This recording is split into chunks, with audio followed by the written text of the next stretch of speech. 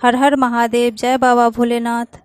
आइए आज सावन सोमवार का कथा श्रवण करते हैं।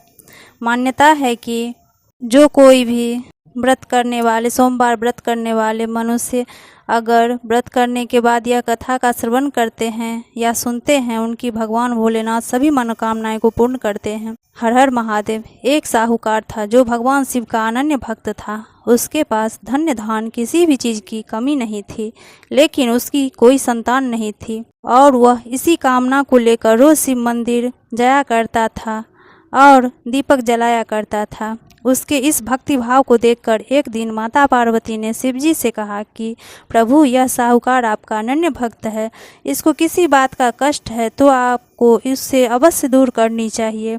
शिवजी बोली, हे पार्वती, इस साहूकार के पुत्र नहीं हैं, यह इसी से दुखी रहता है।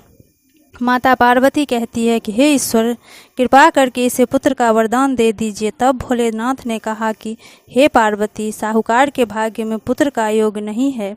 ऐसे में अगर इसे पुत्र प्राप्ति का वरदान मिल जाए तो वह केवल 12 वर्ष की आयु तक ही जीवित रहेगा। यह सुनने के बाद भी माता पार्वती ने कहा, हे प्रभु, आपको इस साहूकार को पुत्र का वरदान देना चाहिए, अन्यथा भक्त क्यों आपकी सेवा पूजा करेंगे। माता के बार बार कहने से भोलेनाथ ने साहूकार को पुत्र का वरदान दिया, लेकिन यह भी कहा कि वह केवल 12 वर्ष तक ही जीवित रहेगा। साहूकार यह सारी बातें सुन रहा था, इसीलिए उसे ना तो खुशी हुई और ना ही दुख। वह पहले की तरह भोलेनाथ की पूजा अर्चना करता रहा। उधर से ठानी गर्भवती हुई और 9वें महीने में उसे सुंदर से बालक की प्राप्ति हुई। परिवार में खूब हर्षोल्लास मनाया गया, लेकिन साहूकार पहले ही की तरह रहा और उसे बालक की 12 वर्ष की आयु का जिक्र किसी से नहीं किया। जब बालक 11 वर्ष की आयु हो गई, एक दिन साहूकार की सेठानी ने बालक के विवाह के लिए कहा, तो साहूकार ने कहा वह अभी बालक को पढ़ने के लिए काशी जी भेजेगा। उसके बाद उसके बालक के मामा जी को बुलाया और कहा कि इसे काशी पढ़ने के लिए ले जाओ और रास्ते में जिस भी स्थान पर रुकना वहाँ वो यज्ञ करते और ब्राह्मणों को भोजन कराते हुए आगे बढ़ना। उन्होंने भी इसी तरह करते हुए जा रहे थे कि रास्ते में एक राजकुमारी का विवाह था जिससे उसका विवाह होना था।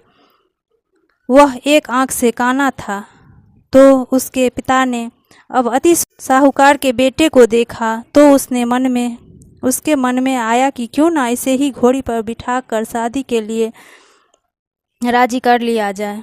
तो उसने उसके मामा से बात कही और कहा कि इसके बदले में वह अथाह धन देने को तैयार है। साहूकार का बेटा विवाह की वेदी पर बैठा और जब विवाह कार्य संपन्न हो गया तो जाने से पहले उसने राजकुमारी की चुन्नी के पल्ले पर लिखा कि तेरा विवाह तो मेरे साथ हुआ है, लेकिन जिस राजकुमार के साथ भेजेंगे वह तो एक आंख का काना है।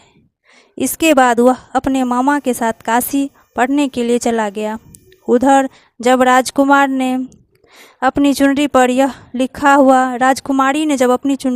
लिखा हुआ पाया तो राजकुमार के साथ जाने से मना कर दिया। तो राजा ने भी अपनी पुत्री को बारात के साथ विदा नहीं किया। बारात वापस लौट गए। उधर मामा और भांजे काशी पहुंच गए।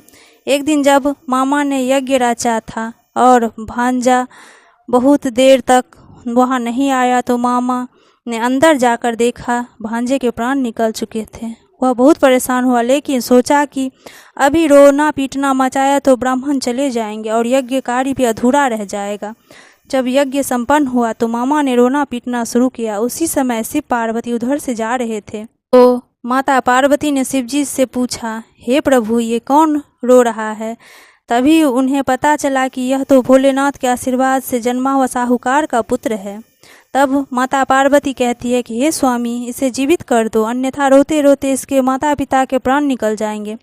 तब भोलेनाथ ने कहा, हे पार्वती, इसकी आयु इतनी ही थी सो यह भोग चुका, लेकिन माँ के बार बार आग्रह करने पर भोले ने उसे जीवित कर दिया। लड़का ओम नमः शिवाय करते हुए उठा और मामा भांजे दोनों ने ईश्वर को धन्यवाद किया। और अपनी नगरी को लौटे। रास्ते में वही नगर पर राजकुमारी ने उन्हें पहचान लिया। तब राजा ने राजकुमारी को साहूकार के बेटे के साथ बहुत सारे धन देकर उसे विदा किया। उधर साहूकार और उसकी पत्नी छत पर बैठे थे। उन्होंने यह प्रण कर रखा था कि यदि उसका पुत्र सकुशल न लौटे तो वह छत से कूदकर अपने प्राण त्याग देंगे। तभी लड़के के मामा ने आकर साहूकार के बेटे और बहू को आने का समाचार सुनाया, लेकिन वे नहीं माने। तो मामा ने शपथपूर्वक कहा। तब तो दोनों को विश्वास हो गया और दोनों ने अपने बेटे और बहू का स्वागत किया। उसी रात साहूकार को स्वप्न में शिवजी ने दर्शन दिए और कहा कि तुम्हारे पूजन से मैं प्रसन्न हुआ। इसी प्रकार जो भी व्यक्ति इस कथा को पढ़ेगा या सुनेगा उसकी समस्त दुख दूर हो जाएंगे और मनोवांछित सभी इच्छाएं पूर्ति होगी। हर हर महादेव, जय बाबा भोलेनाथ। इस कथा को सुनने के बाद गौरी पुत्र गणेश की कथा अवश्य सुने। एक बुढ़िया थी, वह बहुत ही गरीब और अंधी थी। उसके एक बेटा और बहू थे। बुढ़िया सदैव गणेश जी की पूजा किया करती थी। एक दिन गणेश जी प्रकट होकर उस बुढ़िया से बोले, बुढ़िया माँ, तू जो चाहे सो मांग लो।